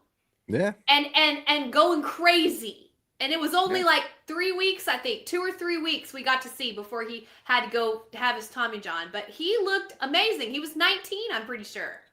First swing was against Verlander. His very first swing. I'm not even talking about his first at bat. His first swing in the major leagues, right over the Crawford boxes, home run. Was he scared? No, and that's what I'm saying. You got to give these kids an opportunity to play. Jason Dominguez is blocked, which is frustrating because you should have just gave him the. Okay, here we go. Why offer Trent Grisham the qualifying offer? This is what it pans back to. Like, if you didn't offer Trent Grisham a qualifying offer, put Jason Dominguez out in center field where he's most comfortable and just go from there. Because we saw him on a big stage in the playoffs, rope a double. We've seen him multiple times spark this team. The youth can do that. The Yankees just don't want to do it because they're stuck in our old cookie cutter ass ways where we got to be a certain way like this. Fuck that. Put the best players on the field. And Jason Dominguez is one of them. You telling me he couldn't produce more than Alex Verdugo did? You telling me he couldn't produce more than Trent Grisham did in the postseason? Like, come on. Yeah. Exactly. Boy, it's out the mud. I'm out of here. No, I'm just saying. Oh, by the way, when Grace made that point, I didn't dip because I thought it was ludicrous. I actually went to get a couple of birthday gifts that I had since Grace is rocking hers. I'll share those at the end of the stream. I didn't just be like, oh, Grace is dancing. Okay. It was funny, though. It was funny. No, it was funny. It was poetic. I want to shout out the your chat. chair just spinning around in a circle. I want to The shout little out the creep chat. that. Yeah. Before we continue, folks, we got over 100 people in the building rocking out with us. If you guys are watching us on Facebook, if you guys are watching us on Twitter or on Instagram, click the link in the bio, jump on over onto YouTube, because YouTube, we got over 51 people that are in the chat. If you guys can, smack that like button, hit that subscribe button. When it comes to subscribers, we're sitting at 5,760, almost at 5,800. So if you guys can help us out, we are trying to get our way to 6K by the time we get to spring training. So if you guys can help us out, drop a subscribe button, drop a super chat, interact with the poll. The poll is in the chat right now. Shout out to Tina, who is in the building. Dev Finch is here. Shout out to my guy Dev Finch. Dev, I hope all is well. Senor Old Sarge is in the building. Just want to give an update as well.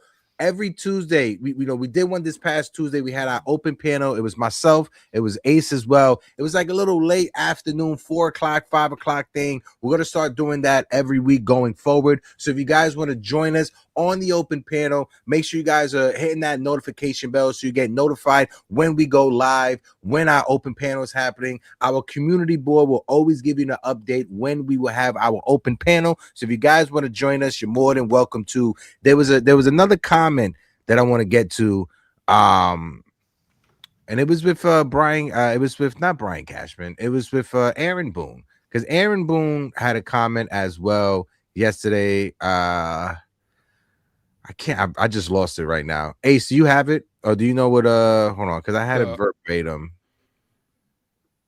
Wow, look how prepared we are. Look at that, it's crazy. No, great, bro. You've been on it all stream, bro. Okay, I got it right here. It was from the MLB Network. Let me just share it real quick. Give me a second, y'all. Bingo, bango. Look, live production and live. Look at this. You know, the reality is it does change. You know, we've got, you know, Cody obviously right back in the center of the mix, and Grish back. So, you know, that maybe complicates some things for them, but we also know what potentially outstanding players they're going to be in this league. The reality is we have a lot of really good players, and Jason and Spencer are part of that. I would say this, and that's a tough thing to try to talk about diplomatically when you're Boone. You don't want to give. So I want to ask you guys, you know, because we're talking about Jason Dominguez. Now we got to bring up Spencer Jones. Real quick before we jump on to the next topic, what are your realistic expectations for both players? How many plate appearances? How many games would they be playing? What's your or would they be traded away? What's your realistic expectations for either of the two? And Grace just texted me, let me know that my connection was better. So hopefully my connection was better. So I do apologize, y'all, for the lag earlier. I think that Spencer will start the year in AAA and Jason will be depth, and Spencer is on trade watch, definitely by the trade deadline. Although I don't think he has much value. Which sucks for us. It's funny to me. I you know what, Ace, let me give you one more thing to volley off of here. I think when Boone mentioned Spencer, it put my little antenna up for a trade, because that's what they do in the offseason. They talk up prospects that are about to be traded. Well, Jason Dominguez is not a prospect anymore. He was on the major league squad all year last year. He was up and down before that. Spencer has never swung the bat in the major leagues. Never. So he's not a major league player. Not yet.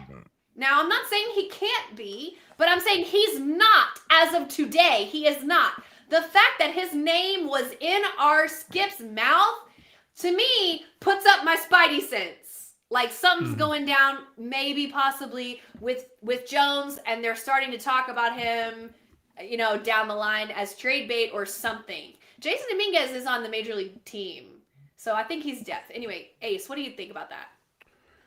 I don't think Spencer Jones sees the pinstripes. I don't think he wears a Yankee uniform. I like you were saying, I think they're kind of talking him up a little bit. I want Jason Dominguez to be a star in this league. Same. And if it doesn't start this year, I don't think it's going to happen. Because like baseball has a weird way of working itself out. Like you want to say he's blocked, sure. Last year he didn't have an avenue to really play every single day because you couldn't take away Trent Grisham's productivity. Cody Bellinger's back. I think baseball figures itself out. I just hope it doesn't come via injury, but I hope it becomes more of if Grisham because I have no ties with Grisham after this year. Hopefully not. If Grisham and Dominguez are about even, I hope that they're willing to give it to more of the job to Dominguez. You have other opportunities. I seen Big Time Jerry was saying he would bring back Goldie. Personally, I'm not against it, but I would rather you platoon at first base Cody Bellinger and Ben Rice. Cody Bellinger hits lefties really successfully. That's a guy that you can put out there. So that way it opens up that outfield spot for Dominguez to play more every day. You can see Dominguez maybe improve in left field. Grisham in center, Judge at right field. Maybe Judge gets a couple of DH days, obviously, with, Stanton's older. You're not going to want to play Stanton every single day. He's going to get at least 2-3 days off a week. DH, maybe Dominguez if his defense is struggling. I think that this is going to be the year that Dominguez takes that step forward. If it doesn't happen this year, I don't think it's going to happen. So it needs to be this year. I think And first off, both solid takes. And folks in the chat, let us know what's your thoughts. Sarge, he thinks Jones rakes in spring training and he wins the job in left field coming out of spring training. I think On the both Yankees, players. or? Yeah, on the Yankees. Yeah, on the Yankees. I think both players stay with the organization. I don't think they're traded for two reasons. One, I think Jason Dominguez's value is a lot lower this year than what it was last year. I think the Yankees, if they're going to trade Jason Dominguez, they want to trade him when his value is at its highest. So they want to try to build Jason Dominguez. So I don't at the trade deadline, he may be on trade watch, depending on how his season goes, right? And if you're a Yankee fan, you may want to keep Jason Dominguez, but if he becomes a hot commodity because he had a great first start to the first half of the season, that's something you may want, even though you don't want to trade him away. It's a win-lose scenario. With Spencer Jones, the jump between AAA and Major League Baseball, people say it's the furthest it's been apart in a long ass time. And with the way that he strikes out, teams don't value that. The way that he can have 35, 37 home runs, but if he's striking out 38, 39% of the time at AAA, teams think, scouts think that's going to translate to 50%, if not more, at the major league level, right? So if he comes up and he's a home run and a strikeout 50% guy, I don't know if many teams would want that on their roster. If you have a team that's trying to compete for a championship, like the New York Yankees expect to compete for a championship, Spencer Jones or Jason Dominguez may not be your starting left fielder, or maybe in a big mix to be a big impact on your season, if you get what I'm saying. If you're a team that's at the bottom of the barrel, if you're a team that's under 500, then yeah, Jason Dominguez is your starting left fielder and Spencer Jones is your starting center fielder. Absolutely. If this was the Chicago White Sox, if this was the Colorado Rockies, 100%, they would be starting in left field and center field. But it's not. It's a team that's trying to compete for a championship It's a team that brought back Trent Grisham on a $22 million qualifier. They just gave Cody Bellinger $5 million. There may not be a spot for either of the two on this roster. Yeah, which sucks because. No, go ahead, Grace. No, I was just gonna say Jason Dominguez has proven that he can hit at the major league level, and that has value to a lot of teams. Unfortunately, or not fortunately or unfortunately, the Yankees aren't hurting for that right now. Like I said, we're the best offense in baseball.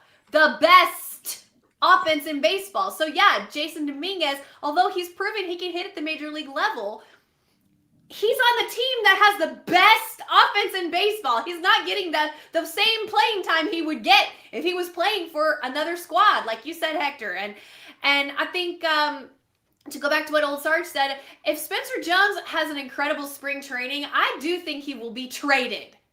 He will be traded because he will maybe bring back some of his value. They can build off that and get something back for him because he is unproven at the major league level. His strikeouts are what they are, and it's superfluous for the team this year. So where's his spot? I don't know. I don't see it. But again, if we get to the trade deadline and we're one piece away and we're looking good and we need to trade either Dominguez or Jones, I want that. I want the Yankees to win. I love Dominguez.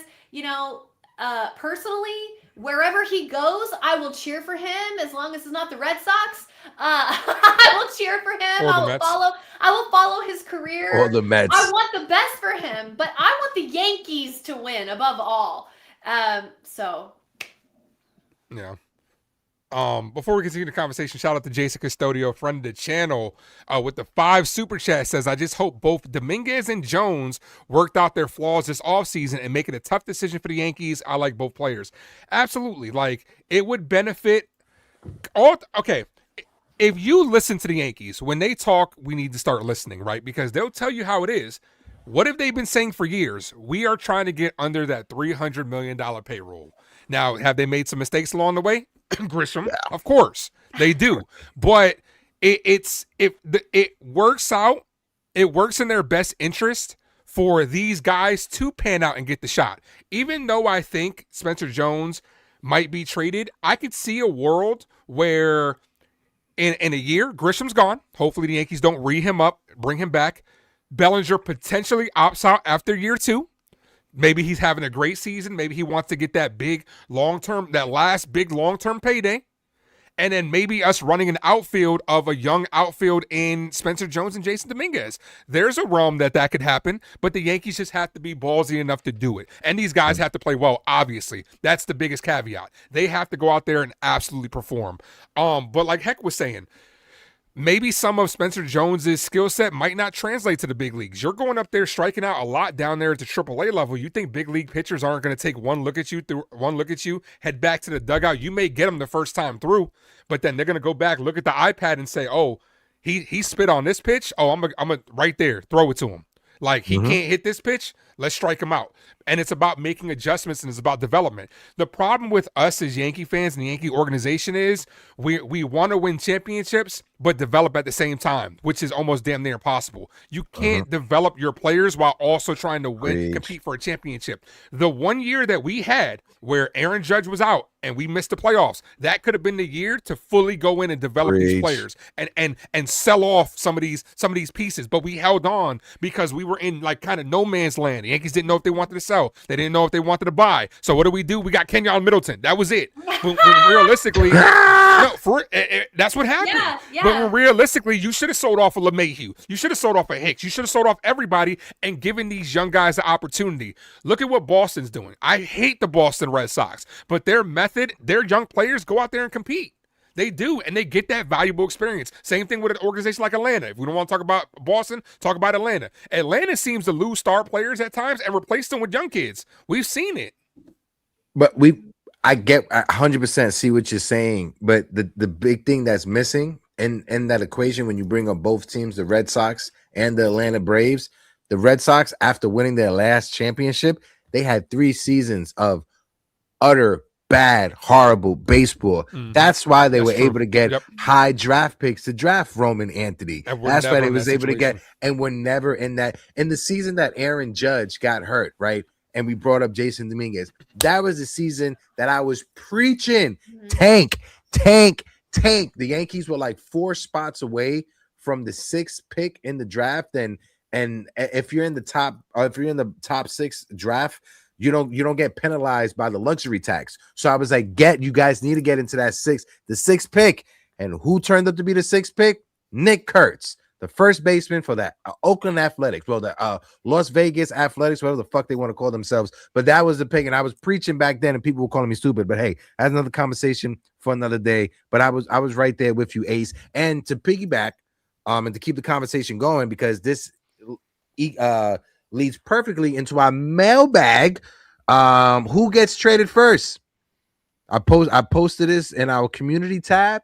56% of the folks say Jason Dominguez, Grace. I didn't say it.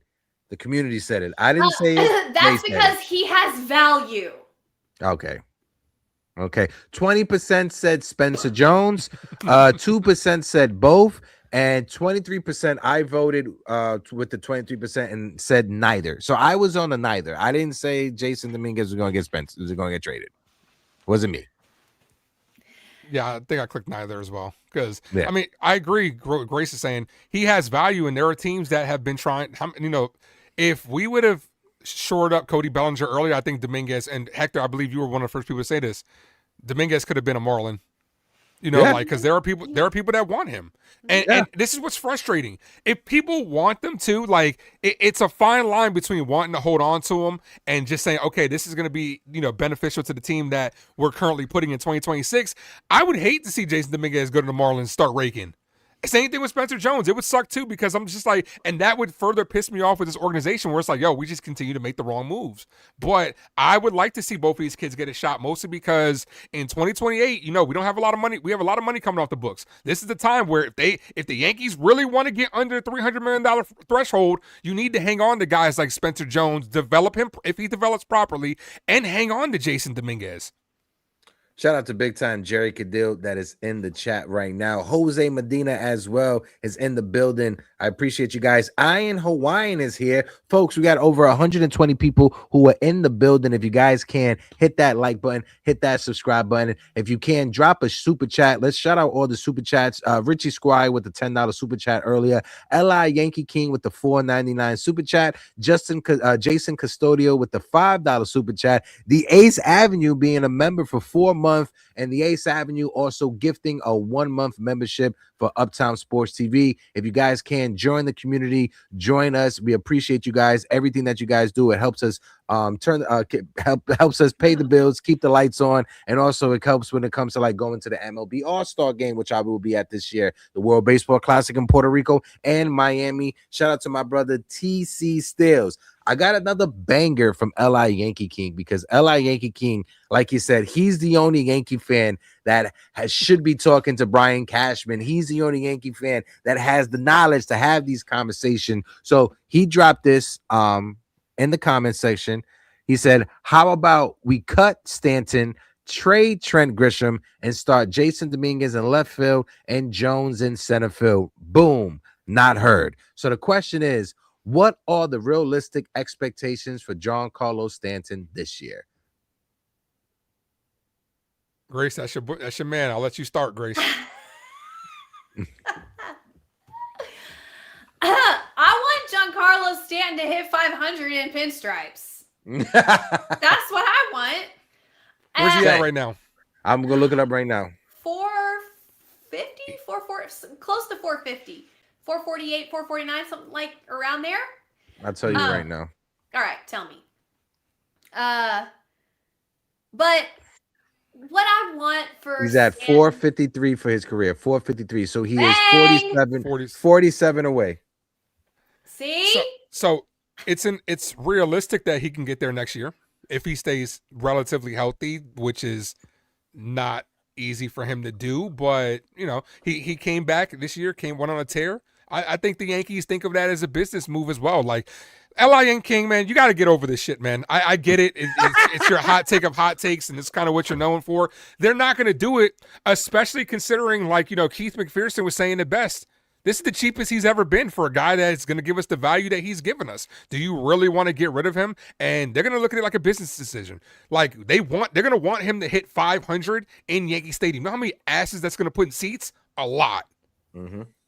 Giancarlo Stanton last year, he hit 24 home runs. His projections for this season, they project him to have 386 plate appearances and to hit 23 home runs. If Giancarlo Stanton has 2 back-to-back seasons of 23 and 24 or 24 and 23 or whatever combination, he's going to get to 500 home runs as a Yankee, and Grace can be happy. It's amazing. Look, he brings so much to the team also besides his bat. Locker room presence, leadership, accountability, his attitude, day in, day out. He's Judge's buddy. He loves being a Yankee. He loves New York.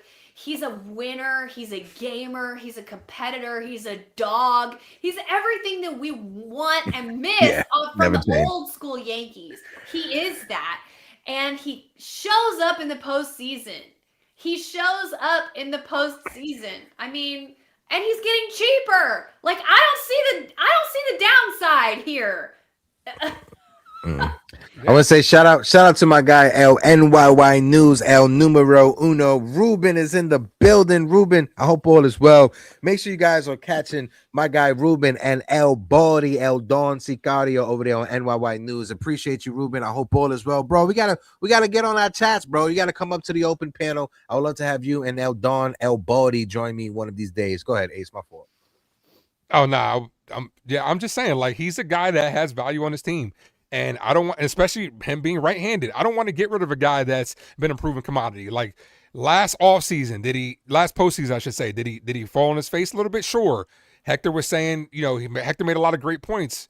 Maybe he was a little bit banged up towards the postseason. Mm-hmm. That's normally around the time where Stanton, if you look at Stanton's timeline, right, he always starts the season, gets hurt, finishes the season. that was kind of right on track with what it was last year because he started the season late. So he got off on fire and then started getting banged up around the postseason. So he's a guy that I definitely, in the big moments, I trust him. I've seen too many times where Giancarlo Stanton's up there baiting dudes and he's swinging at bad pitches and daring you to make one mistake and making you pay for it. That has value here. I don't want to see that. He hit some of the bigger home runs for us last year when we needed him.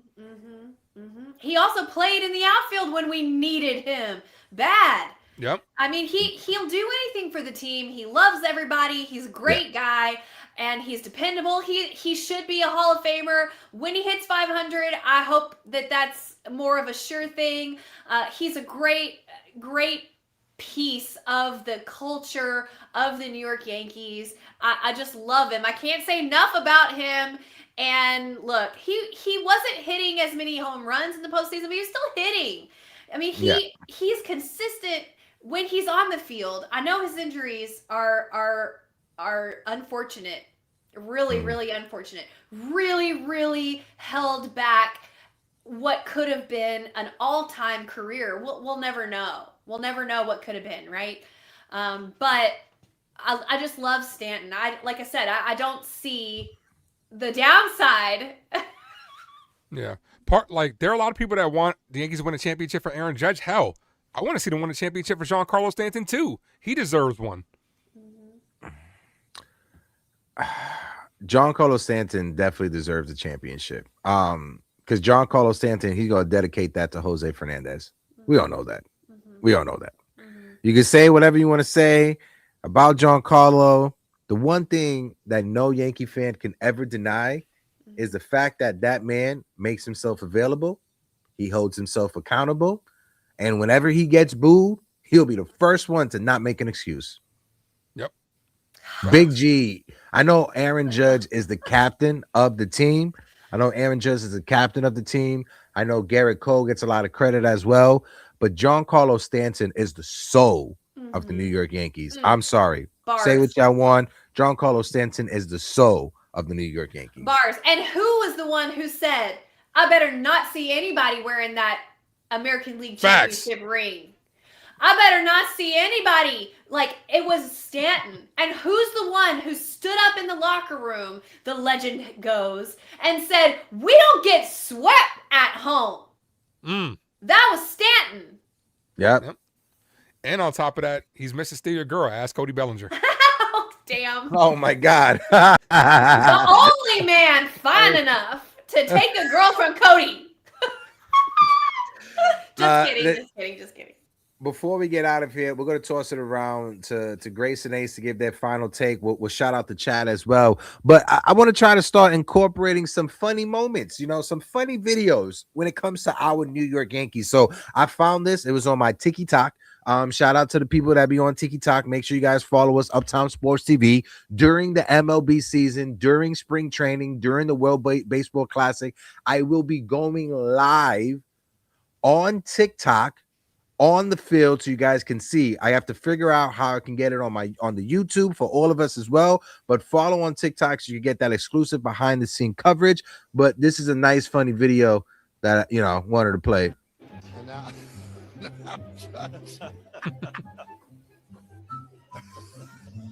do you think about a guy like Aaron Judge? The real deal or what? He's good. He's on the cover of the next Sports Illustrated. Isn't that pretty? Yeah. Pretty cool, huh?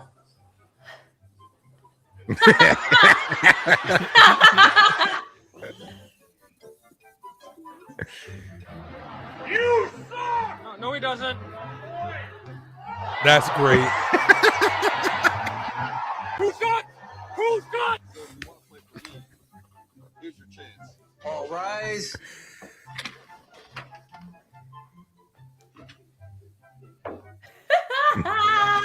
That's great. Did y'all watch Yeah. any of the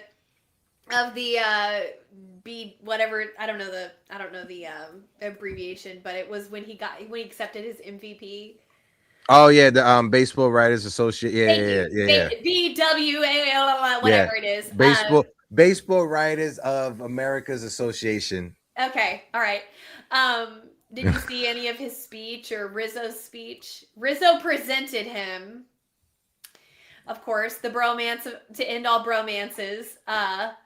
And the things that he said about Judge, and he could have said so much, but all he said about Judge was about him as a person, about him as a brother, about him as a leader, about him as a supportive encourager, and not about him as an athlete, as, you know, all the achievements that he's gotten, all the accolades, all the titles, all that. He didn't mention hardly any of that. All he talked about was Aaron Judge as a person. It was so cool. Yeah, you can tell that their friendship it extends more than just being teammates on the baseball field, than being teammates in the locker room. It sucks to see how Anthony Rizzo's career ended. Fernando Tatis with the ass that was heard around the world, the ass clap that was heard around the world. But I blame that more on the New York Yankees medical staff.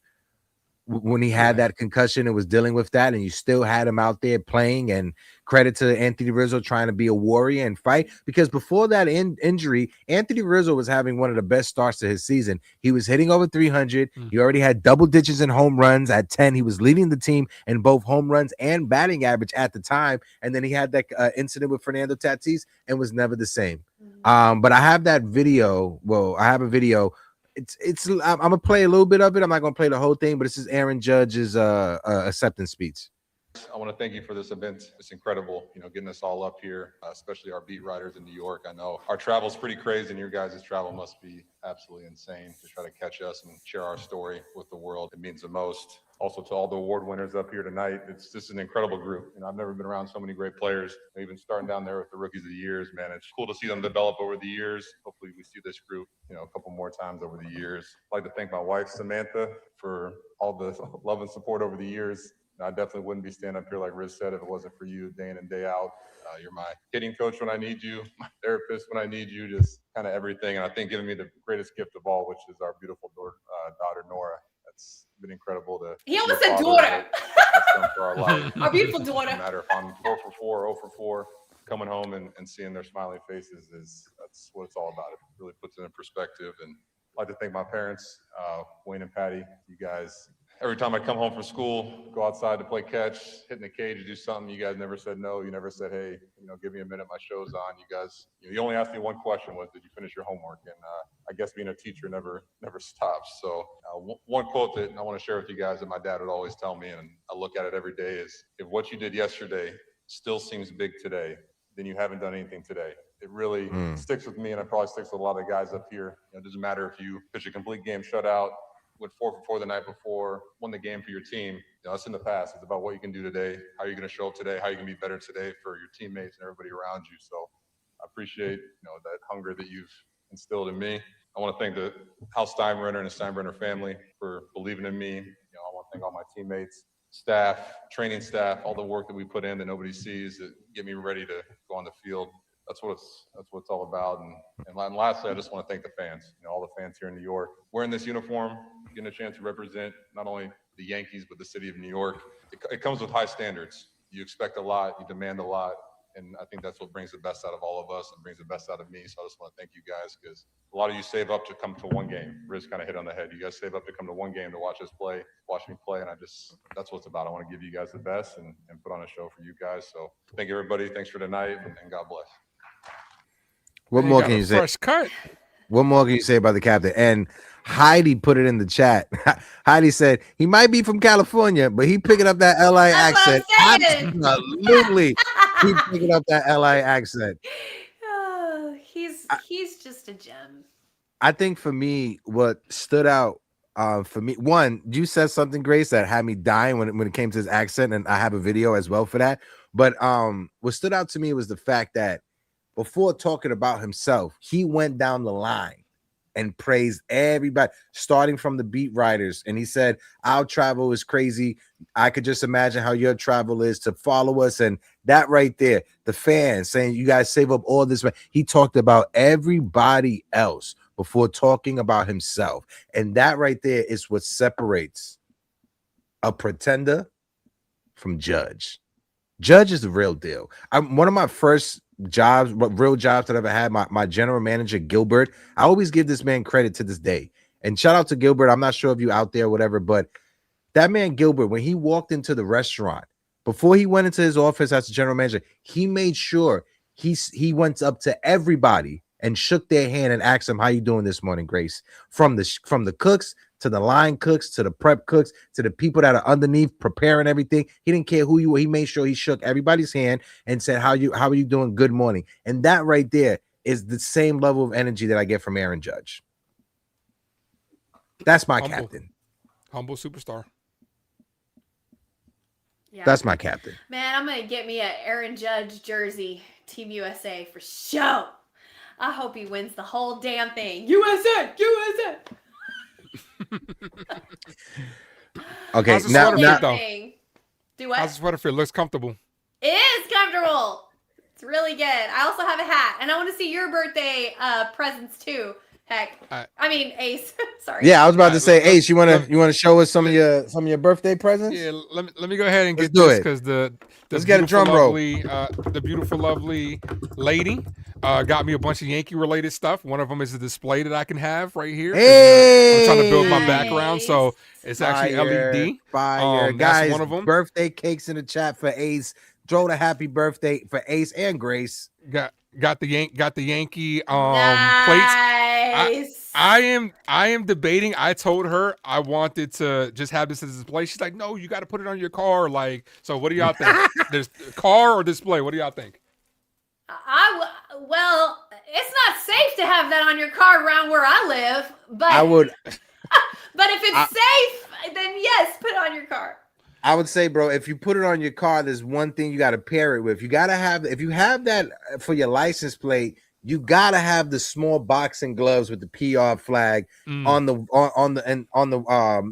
back mirror. You got to have that. Got you. She also got me a Yankee cover steering wheel. Needed that, and then she got me because I am going on a trip in 2 weeks to go to Alabama because my family's moving down there, so I'm helping them. So she got me a nice little Yankee backpack to take on my trip.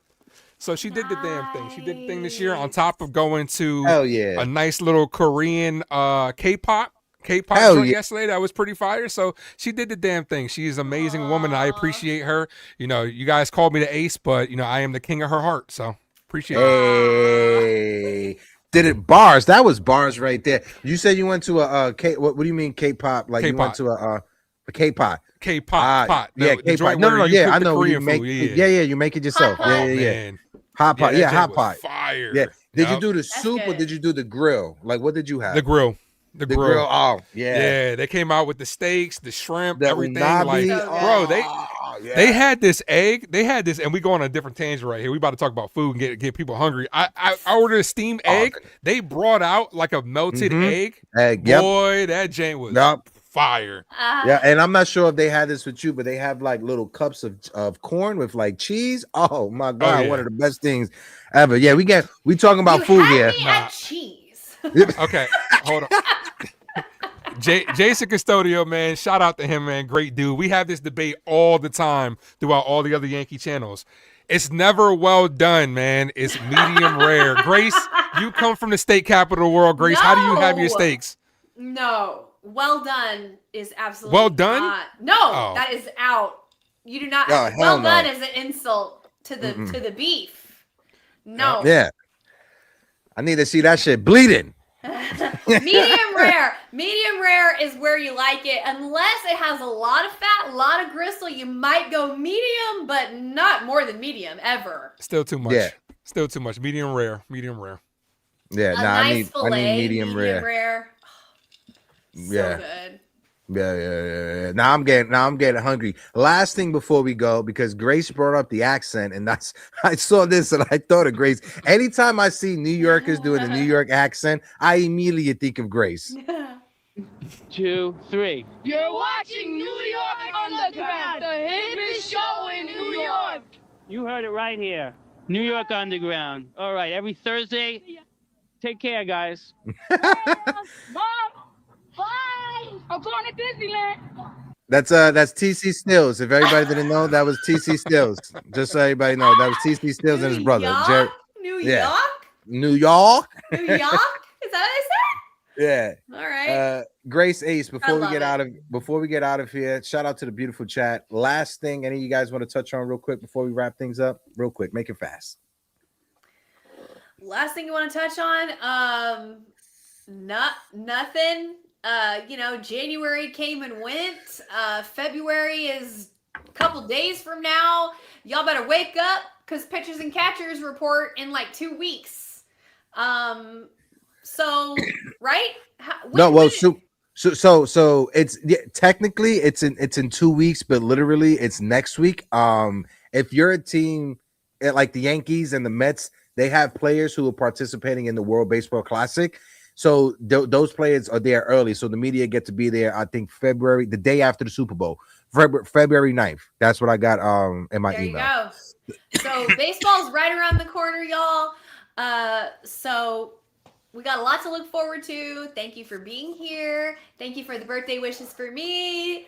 Birthday wishes to Ace. And I'll see y'all next Thursday. I will. Ace, last thing before we wrap it up.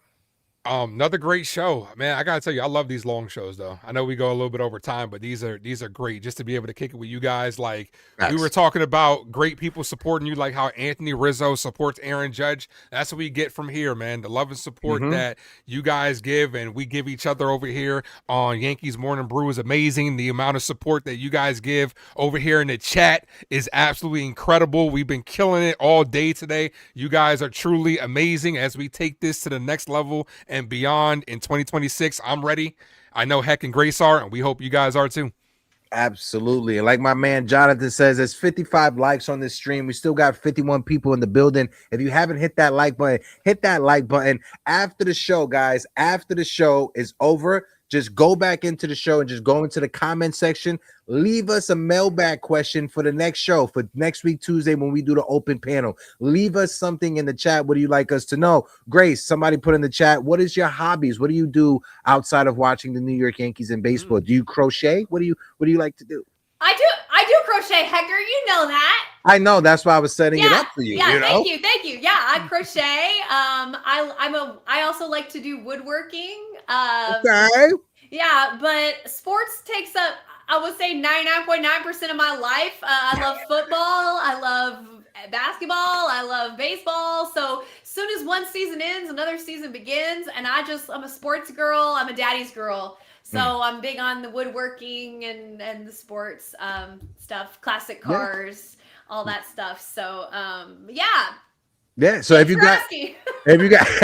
guys want to know anything about us, if you guys want to ask us a specific question, if there's a specific topic that you guys want us to touch on, put it in the mailbag. After the live is done, go back into the comment section and just leave us whatever you want, as long as it's respectful. You see what LA Yankee King did? Do something like LA Yankee King did. But until next time, shout out to big time Jerry Cadero, Jose Medina, Tina, thank you so much. I appreciate you. AD is in the building. My guy Stefan or Steven, not sure what it is, but shout out to you. Eddie Snaps is in the building. I appreciate you. All the super chat, Jason Custodios, Richie Squires, LI Yankee King.